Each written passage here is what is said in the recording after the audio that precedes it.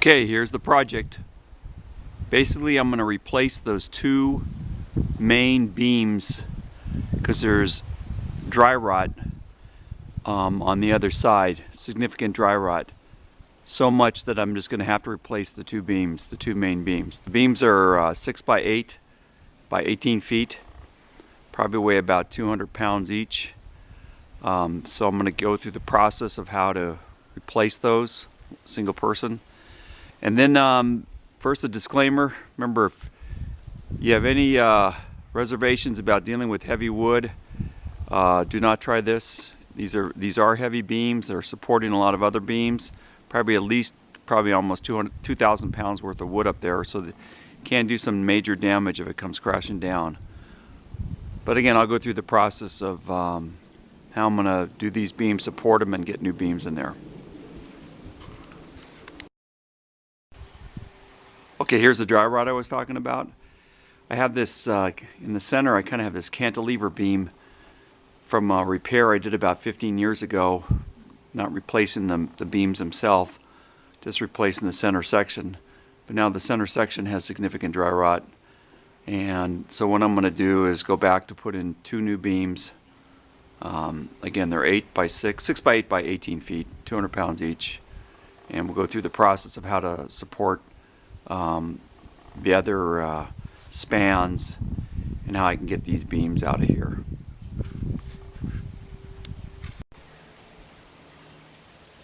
Okay, the very first step is a simple one. Try to remove all the stuff from underneath your feet. Remove my plants, I had some wood, I had a hose, just a bunch of stuff. So clear out from underneath your feet. Simple step. Takes about 20 minutes, I know, but it'll keep you from tripping on stuff. Okay, one of the things I'm doing is I numbered the diagonal beams, because I probably end up taking all of those out. So they're all going to be numbered, and that way I can tell who goes where when I put this all back together.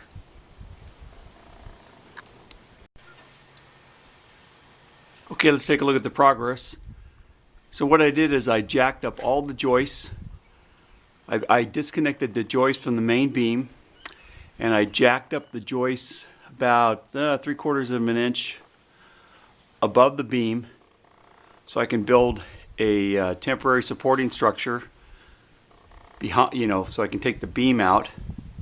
Standard procedure, just the automotive jack, 2x4. That's enough just to lift each joist up. So again, each joist has a little spacer, some sort of wood spacer above the main beams that will be taken out, and we'll start building the wall is the next thing.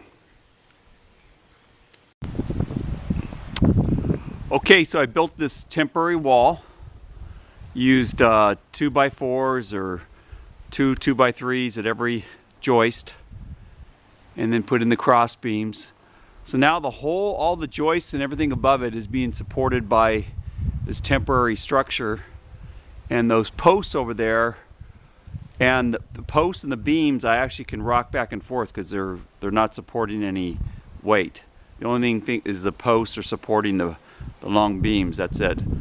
So the next step is we're going to take out the beams. Okay, now we got the main beams that we're going to take down today. Again, we built this wall, I'll call it the wall, and that raised up the joists just about a 1/2 inch above the beam. So that actually the beams, which are sitting on the posts, can be taken out now. So let's set up a little jig to basically take down the beam safely. Okay, I'll give you a picture of that once I get set. Okay, let's look what I've done. I've made this sort of stair step of 1 foot planks that were cut from a 2x12 or 2x10, and that way I can rest the beam on these planks, small planks, and take one out at a time. And again, this beam is sitting there, nothing's holding it up other than the posts, so it's not attached to the joist. There's going to be my first cut right there. I can then rest it right onto these cut up joists and just bring it down a foot at a time. So let's go cut the beam.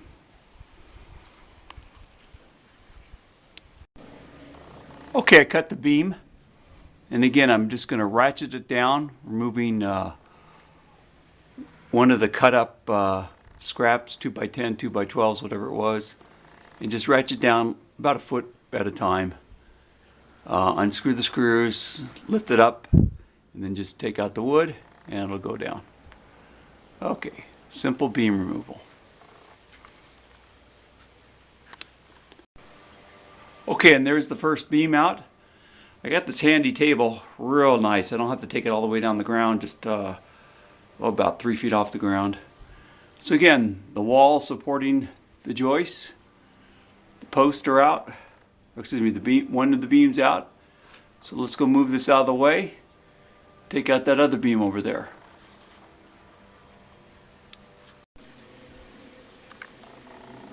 Okay, I got the new beam in place, ready to be jacked up. Again, we're just going to jack it up about 1.5 feet. I do have a farmer's jack if I need to use it. It's one of those ratcheting type that can lift a lot of weight. We'll try just going up a foot at a time, bracing it, see what happens. I already got one of the brackets in place, so we got to lift it up, slide it into the bracket. When we get higher, I'll put on this other bracket on this side. Okay, one little detail. As I'm ratcheting the beam up, I am screwing in these joist pieces right here into the framing. Again, all the weights though is being transferred to the wood, which is continuous all the way to the ground. So again, the screws really don't hold much, they just hold a piece of wood in. Not a lot of stress on that. You don't want to put a lot of stress on these screws. Okay. You want to put stress on the and try to compress the wood, because it can bear a lot of weight. Okay, that's what we're doing. Okay, for these final steps bringing it up, I got out the farm jack. It's not a farmer's jack, or it's farm jack, Harbor Freight, 7,000 pounds it can lift, so it's plenty powerful enough. It has pretty good stroke too. Couple inches per stroke, so you really get up there quick versus a little hydraulic jack. Anyway, just pushing up the beam. What's great about the system is the beam stays in between this one stiffener here and the other beam, so you don't get a lot of, it's not wobbling anywhere. It has nowhere to travel. And again, I jack it up. If there was an issue, it's only going to fall about 12 inches to my horizontal joist I have screwed in. So again, pretty happy, pretty easy so far. Just got to get it up to the brackets.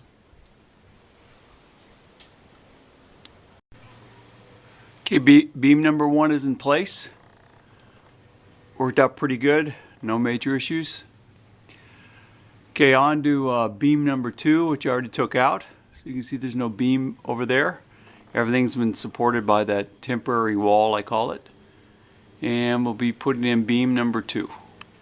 Going to paint it, route out a little bit of wood to make it easier to slide in the bracket, and we should be good to go.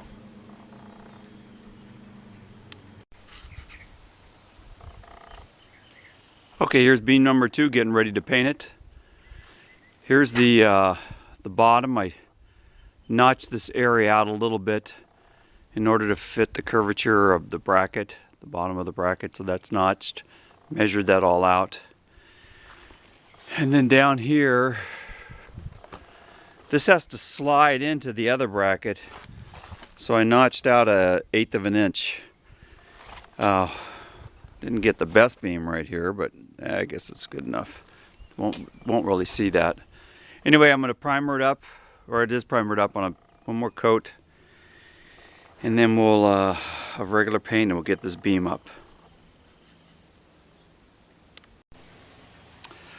We're almost there. About 8 inches away. I got to slide the beam into the metal bracket. The problem is that beam's so heavy and it's just sliding on this wood. So it's to Harbor Freight yet again for another tool. I'm going to get a come along, and that should be able to make it a pretty easy job of just ratcheting that piece of wood in there. I did put up a safety rope. When the beam gets this high, it's just like, hey, I want a little extra safety. So, okay, to Harbor Freight, come along, hopefully last step in this project here. Okay, got my come along, or they call it a winch puller from Harbor Freight. Only about 15 bucks, 1,200 pounds, thereabouts. Okay, we're getting the beam in. Just a ½ inch to go. Got to get the other bracket in at the other end. But we're looking real good, real good. I think my measurements were right because, again, I pre-installed the bracket down at the other end. Okay. Okay, next stop, should have the beam totally up.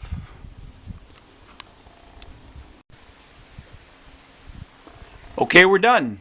Got both beams up. No major hassles, no injuries. It's always important when you're doing work like this. Anyway, only have one temporary wooden diagonal brace there until I get the other braces up.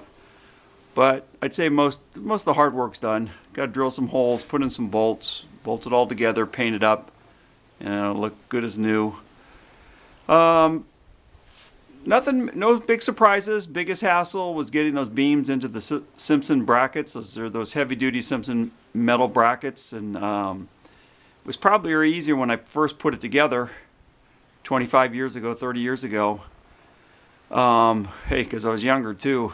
But yeah, the come along and the really helped out, and the farm jack, that helped out too. Didn't have to lift a lot of weight. Okay, we're gonna do. I'm gonna go summarize the cost, the time, and all the tools that I used in the last video. But again, we're pretty much done with the heavy lifting, and again, everything worked pretty smooth. Okay, one more video to follow with this. Okay, here's the cost breakdown. Basically, the beams are like 150 bucks each, $100 delivery. So that's 300, 400 there. Then I had to buy a lot of wood. I tried to buy the purple ones that are just discounted, but you know, it's when you're putting up 2x4s, holding up beams, you want them to be pretty good. You don't want the junky ones. So probably another 200 bucks there. So that gets me up to 600 bucks in just the wood. And then, oh, and screws too. Spent a lot on screws. Okay, then I bought a farm jack, come along, Harbor Freight, and some 6-point sockets too to take apart some bolts here. These are pretty good, these 6 points. And again, just breaker bar, just miscellaneous tools I already had. My jack from my truck, hydraulic jack. Okay, anyway, so summary, 600 bucks, 700 bucks to do the whole thing. And sure, I know it could be done cheaper, whatever. I didn't get hurt, and it turned out pretty good. And then time-wise, started on Wednesday afternoon, Saturday afternoon. So anyway, Wednesday, Thursday, Friday, Saturday. Hey, not too bad. Three full days. Yeah, so I'm happy. You know, I'm retired. Do this part-time. And okay, signing off.